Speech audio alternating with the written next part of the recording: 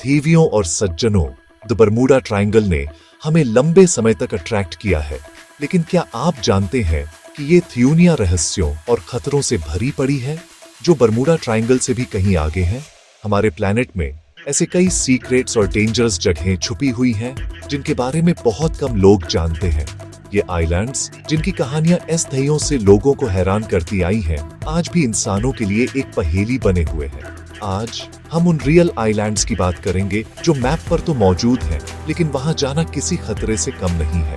ये आइलैंड्स अपने आप में एक रहस्य है, जिनकी सच्चाई जानना हर किसी के बस की बात नहीं। कुछ आइलैंड्स को नेचर की जबरदस्त ताकत ने गार्ड किया है, तो कुछ को इंसानों की गलतियों ने और भी खतरनाक बना दिया है। यहाँ की जंगली अनछुई प्रकृति और घने जंगल किसी भी घुसपैठिए को रोकने के लिए काफी है। ये आइलैंड्स हमें याद दिलाते हैं कि चाहे हम कितनी भी तरक्की कर लें, प्रकृति के कुछ हिस्से आज भी हमारे लिए अनजाने और दुर्गम हैं। यहाँ की वाइल्ड लाइफ और मौसम थियोनो ही इंसानों के लिए चुनौती है। थ्यूनिया के कुछ कोने आज भी ऐसे हैं जहाँ इंसान का पहुँचना लगभग नामुमकिन है। ये जगहें इतनी इनहॉस्पिटेबल हैं कि यहाँ जीवन की कल्पना भी मुश्किल है।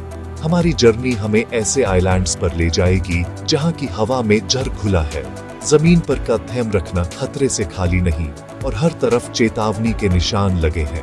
इन आइलैंड्स के आसपास का पानी भी सुरक्षित नहीं है। यहाँ के समुद्र में घातक प्रेडेटर्स तैरते हैं, जो किसी भी घुसपैठिए के लिए जानलेवा साबित हो सकते हैं। हर आइलैंड अपने भीतर एक ट्रेजेडी, क्यूरियोसिटी या डार्क सीक्रेट छुपाए बैठा है, जिनकी कहानियां सुनकर रोंगटे खड़े हो जाते हैं। ये जगहें सर्वाइवल के बारे में हमारी समझ को चैलेंज करती है और हमें दिखाती है कि इंसान और प्रकृति के बीच संघर्ष आज भी जारी है। तो चलिए साहस और जिज्ञासा के साथ इन फॉरबिडन रील्म्स में कदम रखते हैं और जानते हैं उन आइलैंड्स की सच्चाई जो आज भी थ्यूनिया के सबसे बड़े रहस्यों में गिने जाते हैं। हमारा पहला स्टॉप है सेबल आइलैंड, जिसे the graveyard of the Atlantic कहा जाता है, और यह नाम इसे यूं ही नहीं मिला। यह रहस्यमयी आइलैंड अटलांटिक महासागर के बीचों बीच एक ऐसी जगह है जहां नेचर की ताकतें और इंसानी जिजीविशा आमने सामने आती है। हैलिफैक्स, कनाडा के साउथ ईस्ट में स्थित यह शिफ्टिंग सैंडबार समुद्र के बीचों बीच एक पतली रेखा की तरह फैला है, जो हर साल अपनी जगह बीत हिलता रहता है। मैरिनर्स को इसकी लो प्रोफाइल और डेंस फॉग ने बार बार धोखा दिया है। घने कोहरे और छुपे हुए किनारों के कारण 350 से ज्यादा जहाज यहाँ डूब चुके हैं और कईयों की कहानियां आज भी रेत में थी भी हैं। लेकिन सेबल आइलैंड सिर्फ तबाही की कहानी नहीं है, ये सर्वाइवल और अडेप्टेशन की भी मिसाल है। यहाँ के वाइल्ड हॉर्सेस, जो सदियों पहले यहाँ लाए गए थे, अब इस आइलैंड के हार्श एनवायरनमेंट में पूरी तरह ढल चुके हैं। आज सेबल आइलैंड एक प्रोटेक्टेड नेशनल पार्क रिजर्व है। यहाँ आम लोगों की एंट्री लिमिटेड है, ताकि इस अनोखे इकोसिस्टम और यहाँ के वाइल्ड लाइफ को सुरक्षित रखा जा सके। यह जगह वैज्ञानिकों और रिसर्चर्स के लिए भी एक खजाना है। इसकी शिफ्टिंग सैंड्स समय समय पर पुराने शिपव्रेक्स को रिवील और फिर से छुपा देती है। हर लहर, हर तूफान यहाँ की रेत में भी कहानियों को बाहर लाता है और फिर वापस समेट लेता है। मॉडर्न नेविगेशन टेक्नोलॉजी के बावजूद अटलांटिक की ताकत के आगे इंसान आज भी छोटा है। सेबल आइलैंड आज भी एक अनफॉरगिविंग एनफोर्सर बना हुआ है, जो नेचर की सुप्रीमेसी को बार बार साबित करता है। यह आइलैंड नेचर के डोमिनेंस का एक सोम्बर रिमाइंडर है। यहाँ हर कदम पर महसूस होता है कि इंसानी कोशिशें कितनी भी बड़ी क्यों न हो, नेचर की शक्ति के आगे वे अक्सर फीकी पड़ जाती हैं। हम सेंट्रल एशिया की ओर बढ़ते हैं, वज्रोचथीनिया आइलैंड तक, जो कभी एक top secret Soviet biological weapons facility थी।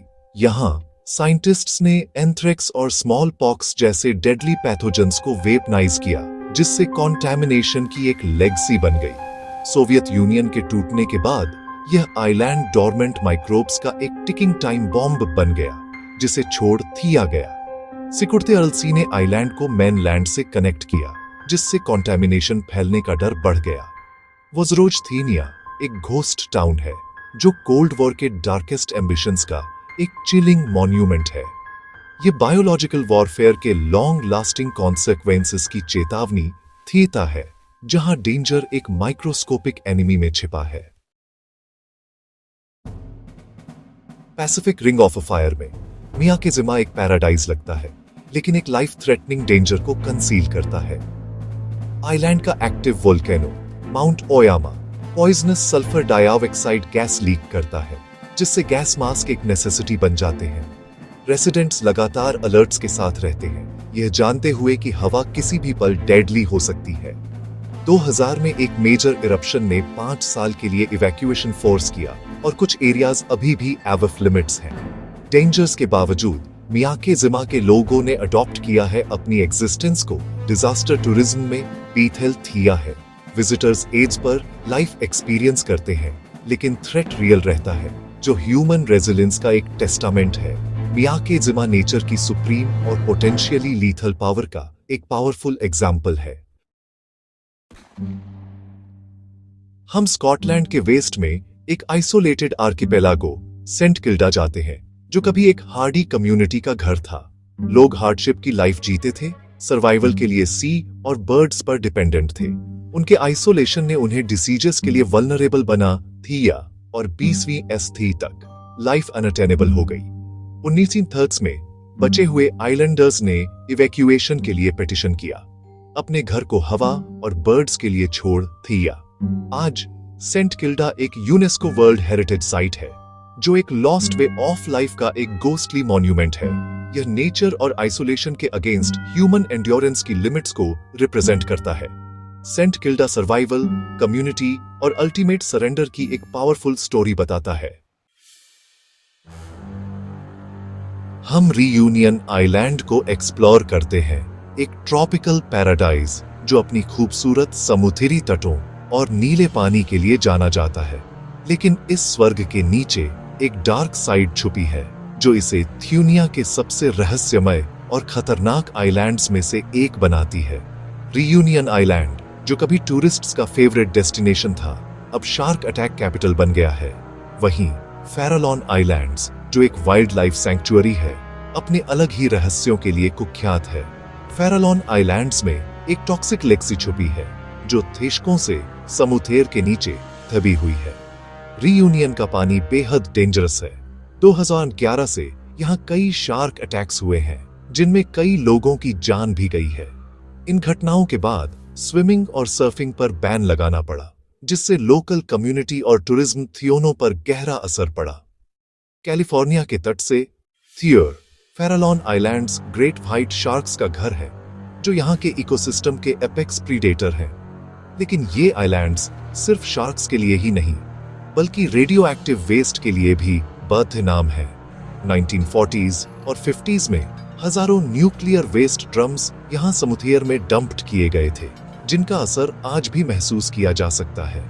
ये ड्रम्स धीरे धीरे समुद्री पर्यावरण में कोरोड और लीक हो रहे हैं, जिससे यहाँ का इकोसिस्टम खतरे में है। आइलैंड्स आम लोगों के लिए AWF लिमिट्स हैं। यहाँ एपेक्स प्रेडेटर्स जैसे ग्रेट व्हाइट शार्क्स एक टॉक्सिक लेगेसी के ऊपर तैरते हैं, जो इंसानी लापरवाही की निशानी है। ये आइलैंड्स अपने पानी में छिपे डेंजर्स को हाईलाइट करते हैं, कुछ नेचुरल जैसे शार्क्स और कुछ मैन मेड जैसे रेडियो एक्टिव वेस्ट। ये हमें याद दिलाते हैं कि हमारे एक्शंस के कॉन्सिक्वेंसेस कितने थ्यूरगामी हो सकते हैं, और हमें अपने नेचुरल वर्ल्ड के प्रति जिम्मेदारी निभानी चाहिए।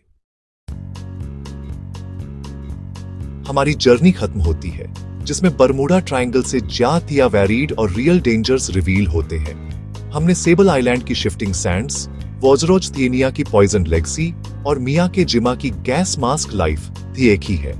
सेंट किल्डा का हॉन्टिंग साइलेंस और शार्क्स और एटॉमिक सीक्रेट्स के ट्विन थ्रेट्स हमारी एक्सप्लोरेशन को पूरा करते हैं। ये आइलैंड्स नेचर की पावर और ह्यूमन एक्शंस के कॉन्सिक्वेंसेस दिखाते हैं।